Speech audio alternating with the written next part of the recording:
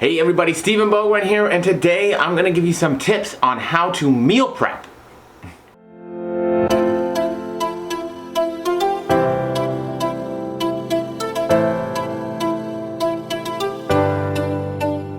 Hey y'all, happy Monday, or in the testament of eternity that is the internet, happy whatever day you're watching this video.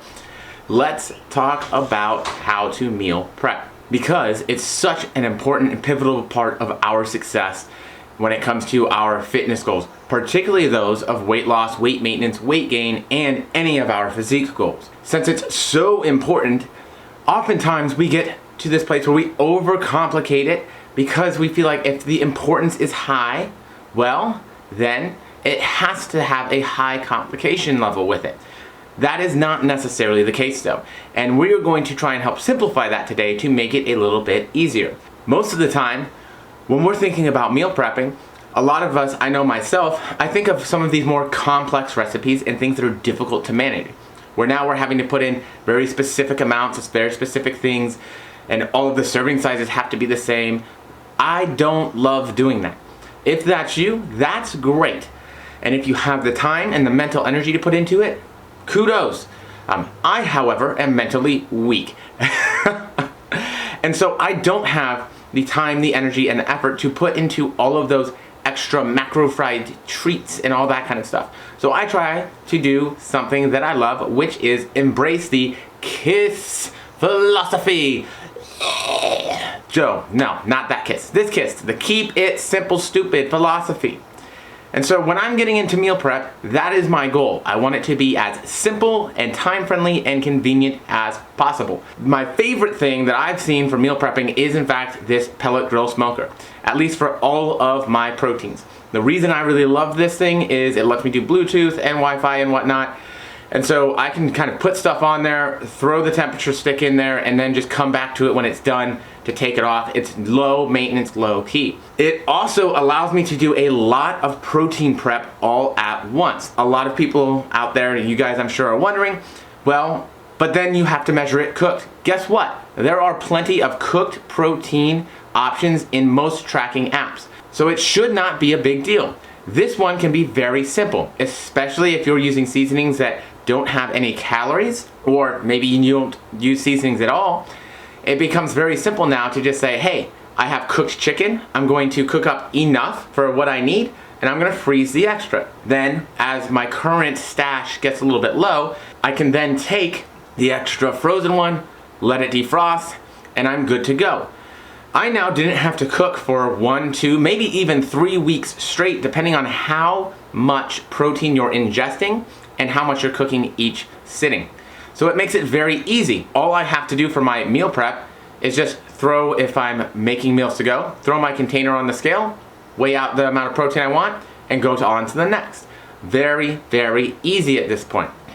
That's the kicker. Make it convenient. When you make things more convenient, you set yourself up for better success. Because there's always going to be a time where you are not going to want to do it, where you're going to need the easy option, the quick fix, the thing that's just going to kind of get you where you need to go and say, I need something in my tum-tum. And so we can do this with a lot of other options as well. I know that frozen vegetables, at least as I've lived in my life, there have been times where we're like, frozen vegetables are terrible. You have to cook fresh vegetables. You need them fresh. They lose nutrient value when they're frozen and then recooked. Great. But are frozen vegetables better than no vegetables? Yeah? Awesome. Then why don't we use frozen vegetables to make things more convenient? I like to go to Sam's Club. I get the big bags of frozen vegetables. I'll heat that up. That'll be a day or two worth of veggies right there. Again, not difficult for me. I put it in a container, put it in the microwave, come back when it's done, it goes in the fridge, great. Now I have vegetables and protein sitting there readily and available for me to use at any meal that I want. And very easy to manage because now I just measure that out for whatever macros I want in that meal or what I have left for that day. Makes it very easy for me to conserve and control that energy balance equation. Am I eating too much to where I gain? Am I eating not enough to where I lose?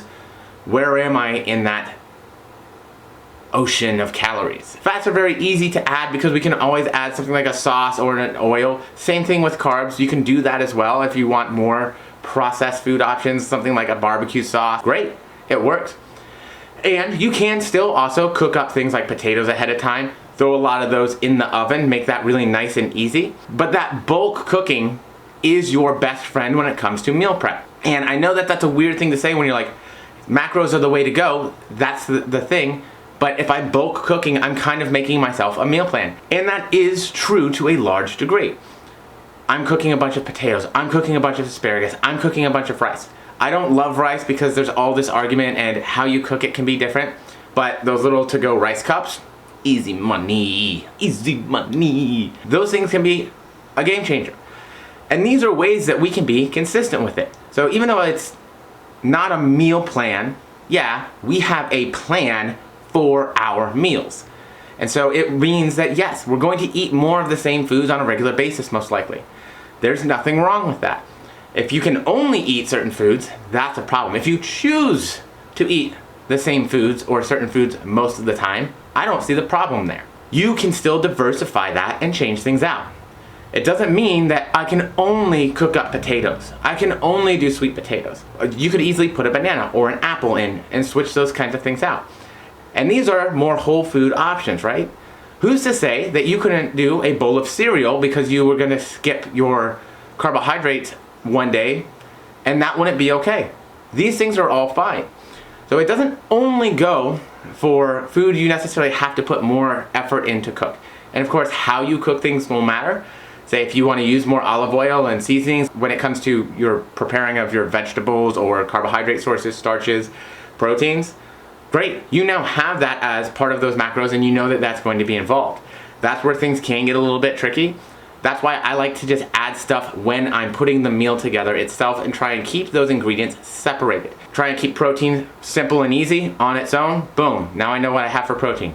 Same thing for carbohydrate sources, whether that be vegetables, whether that be starches, whether that be processed things. Boom, now that's easy to do. So now, instead of trying to figure out how everything comes together, I also know what I can generally expect those numbers are going to look like for my meals for breakfast, lunch, dinner, or however I have my meals split up. Now, I have something that I have that structure. I'm not good at sound effects. But we have that structure now. And when we have that skeletonized structure, it sets us up for it to be easier. Because the more convenient it is, the more likely you are going to stick to it. The more that we make food prep take more time. If we have to take an hour a day every day to do it, it's less likely we are going to do it. If we're having to, do all this stuff on a consistent basis all the time, we are less likely to do it. And so maybe we do still have those cooking considerations for other people in our houses or our homes if we're providing and we're parents, those kind of things. And that's still a consideration, and there may not be a go-around or a workaround from that. However, we can still make your stuff very easy. Even if you're eating something different for your food sources at a restaurant, do you order all the same food? So why can we not do something simple and easy like that for ourselves and eat with our family and just simply choose different food sources? The kids want mac and cheese? Great. I didn't leave room for mac and cheese, or I have some room to enjoy a little bit of mac and cheese. But the majority of my food, I already know is there, it's safe, it's convenient, it's ready, and now I can be successful with that. So the big thing for me when it comes to meal prep, convenience. Make it as time friendly as you possibly can. Will it still take a few hours out of your week probably? Yeah, it most likely will. It's still going to take some time, but it doesn't mean it has to take as much time as we've been spending, and it doesn't mean it has to be as difficult. So that's it for how to meal prep today. I'm gonna leave it there. Check the link in the bio. If you're looking for coaching, please reach out. Check out my other forms of social media, and I will look forward to talking again soon.